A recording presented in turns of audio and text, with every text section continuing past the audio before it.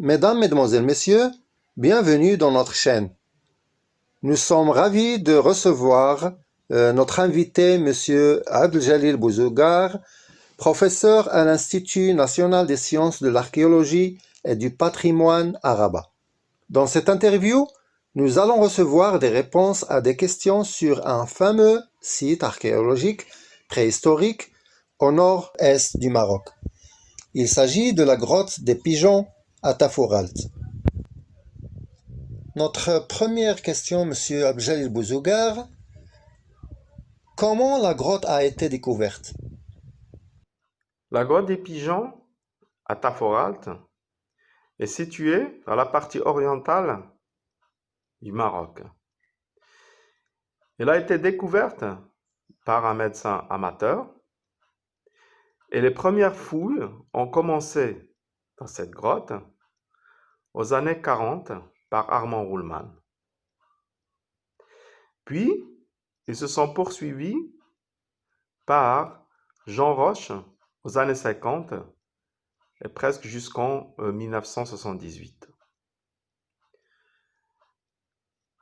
Donc les fouilles dans cette grotte vont cesser à partir de cette date, un peu plus tard, disons jusqu'en 1982, où il y avait une mission d'études stratigraphiques et d'échantillonnage pour la micromorphologie, par toujours la même équipe de Jean Roche. Et depuis cette date jusqu'en 2003, il n'y avait plus de fouilles en fait dans cette cavité, même si la séquence a montré qu'elle est très importante. À partir de 2003, et grâce à un appui du Centre national pour la recherche scientifique et technique, CNRST, au Maroc, dans le cadre d'un programme qui s'appelle Programme thématique d'appui à la recherche scientifique, PROTARS, et en collaboration avec l'Université Mohammed I à Oujda et l'Université d'Oxford, l'Institut national des sciences de l'archéologie et du patrimoine a piloté de nouvelles fouilles dans cette grotte.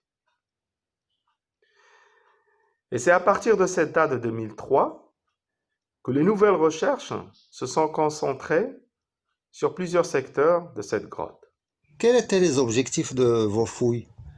L'un des objectifs de ces premières fouilles était d'abord le ravivage de l'ancienne stratigraphie de la grotte des Pigeons à Taforalt. Pour mieux comprendre en fait la succession des couches et surtout la relation avec toutes ces couches entre elles au sein de la séquence. Ce qui n'était pas, je peux l'admettre, n'était pas une tâche facile. Jusqu'à maintenant, nous pouvons dire que nous avons une connaissance assez satisfaisante de la séquence stratigraphique de la grotte des Pigeons, mais reste beaucoup à faire pour mieux comprendre cette séquence qui a une puissance qui excède les 10 mètres. Sur le plan archéologique, nous avons d'abord commencé par mieux comprendre le cadre chronologique. Parce qu'il faut le dire, à l'époque des recherches de Jean Roche, il n'avait pas à sa possession, ou bien à sa disponibilité, les techniques et les laboratoires dont on dispose maintenant. Le travail remarquable qu'il a réalisé dans la grotte nous a permis de mieux comprendre la séquence et aussi d'échantillonner certaines strates, certaines couches qui étaient très très importantes pour les périodes, que ce soit du paléolithique moyen, Middle Stone Age, ou bien des époques plus récentes, surtout l'Ibéro-Maurysien ou Later Stone Age. Et là, nous avons commencé un vaste programme de datation par différentes techniques. Et le résultat a été publié dans plusieurs revues, que ce soit au niveau du Maroc, le bulletin d'archéologie marocaine, ou bien au niveau international. Cette grotte est très importante et je pense qu'il n'a pas attendu notre arrivée pour le montrer. Quels sont les principaux résultats des fouilles? Les nouvelles fouilles ont donné lieu à plusieurs découvertes et je peux citer quelques-unes. La plus importante, c'était en 2004 et qui correspond à la découverte d'objets de parure sous forme de coquilles marines qu'on appelait à l'époque Nassarius gyposulus et qu'on appelle maintenant Tritia gyposula. À l'époque, ils étaient parmi les plus anciens au monde, sinon les plus anciens. Il s'est avéré plus tard qu'il y avait d'autres découvertes, que ce soit au Maroc ou ailleurs, et qui dépassent l'âge des coquilles de Taforalt, des objets de parure de Taforalt, qui étaient de 82 500 000 ans. L'autre découverte concerne en fait les plus anciennes traces d'eucarie humaine, parce qu'il était connu que cette maladie est apparue avec les activités agropastorales.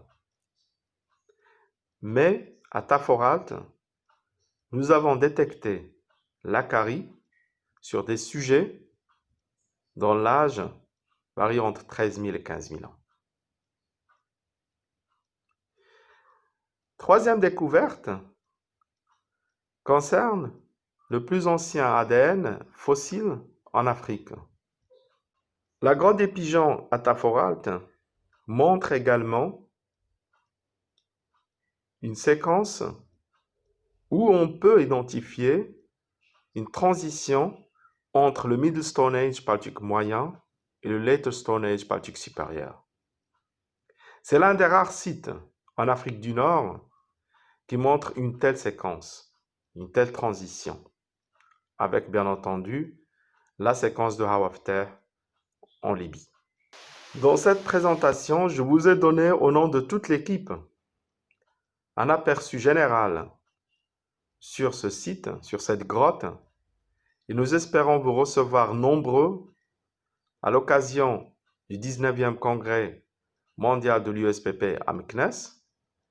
Et au moment des excursions, nous pouvons vous présenter cette séquence très importante au Maroc et en Afrique du Nord. À la fin de cette vidéo, nous tenons à remercier chaleureusement notre invité Abdeljalil Bouzougar. Nous espérons le recevoir une autre fois dans une prochaine vidéo. Au revoir. Je vous remercie.